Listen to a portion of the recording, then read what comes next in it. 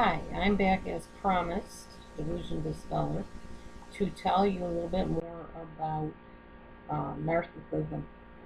And I'm going to be using some traits of narcissism that I got from a website on Halcyon. And I can give you that link if you ask me for it. It's not a problem. But I'm going to take these, excuse me, traits and talk about them in reference to the people that were narcissists in my life and my situation. So you'll understand a little bit more what this looks like in operation. Okay, let's start with the first one. Narcissists are amoral and conscious, yeah, conscienceless, which means they lack a conscience. In the woman in my life, I don't think I could say she was amoral. She had morals, definitely. In fact, she prided herself on these morals because she was the daughter of a pastor. In the sense of the man that I was married to, um, he had some morals, but really didn't live by his morals. So, yeah, I think that would apply definitely in his case. I don't know if you could justify saying that, well, women narcissists are amoral and men narcissists are not, or vice versa. I think it depends on the person and the situation and the upbringing and the background and the trauma and all the things that form a narcissist. So I don't think you can generalize saying a certain gender is more amoral or more lacking of conscience than the other. It just depends on your individual situation.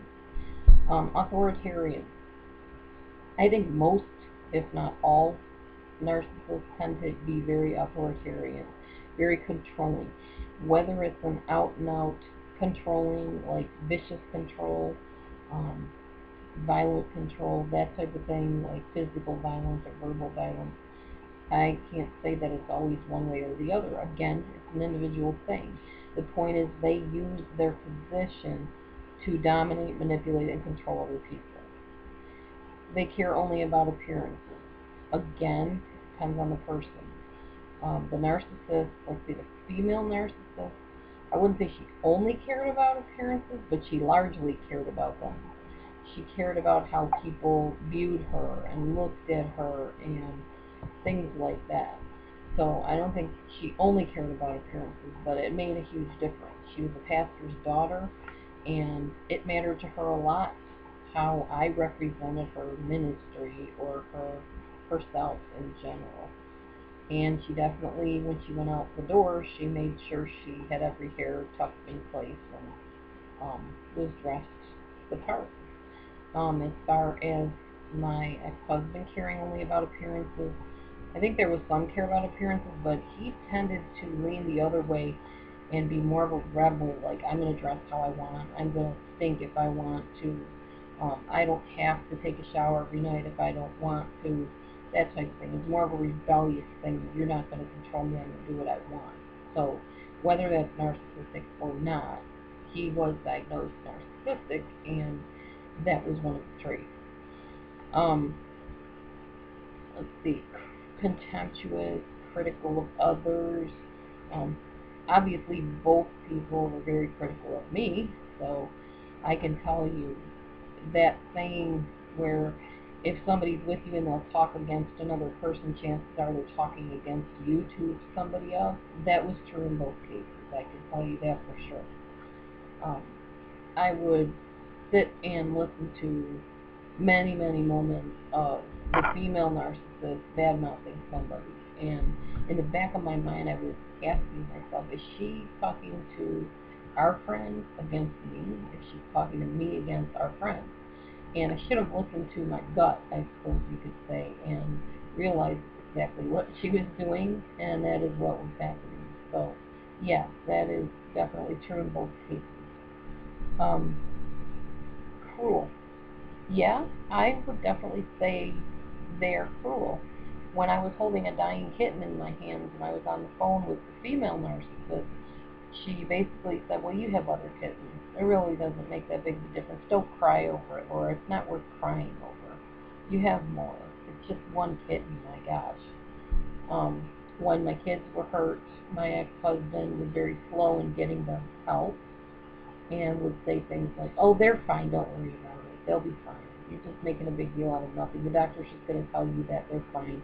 It's just a stickle. It's just a bump. It's just a bruise," that kind of thing. So yeah, they can be cruel. They can do other things that are cruel too, as I'm sure a lot of you already know. Disappointing gift givers. They tend to give you what they think you should want. My ex-husband once gave me an oil lamp. I didn't even know what an oil lamp was.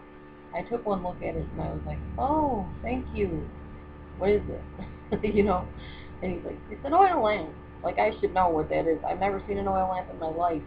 I didn't even realize that on Little House on the Prairie that's what they use. I didn't know what those were. But when I took a look at it, I was like, I had no clue what it was. And he was all mad because he thought I should know what it was and be thrilled with it. And this is your birthday present.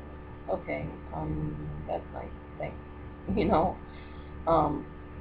the former narcissist, or the former friend that was a narcissist, a mentor, she got me gifts, or gave me gifts that were like from permission trips and things like that, little purses and things like that. And actually, I did appreciate them, but it was more like, this is what I'm interested in, so I'm sharing it with you so you can have a piece of me. And she actually told me that in so many words. So it wasn't so much that, "Oh, here's a gift I know you really want." In fact, if she ever did give me something that I really wanted, she would kind of throw that up at me like, "Oh, I got it for you because I knew you really wanted it. I wouldn't want it, but I know you do." And she would make a point to let me know that she wouldn't wear that or she wouldn't do that. But because she knew I wanted it, she did it for me. Usually people that are good gift givers don't try to announce themselves as good gift givers. So it was kind of interesting. Don't recognize their own feelings. Yeah, I could say that was true in both cases. Although I think the female narcissist did recognize her feelings, she just wasn't sure how to cope with the intensity of them. She was very upset about if she apologized to me and I didn't accept her apology, that God would be mad at her. She couldn't bear to have God mad at her. That she would rather die than have to experience such a thing. As far as my ex-husband recognizing his own feelings, um, a lot of times it felt like he didn't really have any feelings. He could talk about killing animals like kittens and dogs and stuff when he was younger with no emotion whatsoever. Just like, "Well, that's just what happens. That's how they did it." You know, just very matter-of-factly, which is very disturbing. It almost felt like being in a room with a psychopath that had no emotion, that could stab you and just, talk through it as if nothing was going on. Narcissists are scary people. They can be very, very foreboding, and that's why I counsel most people to get out of those relationships if they're looking for them. I don't believe that's God's best for anybody.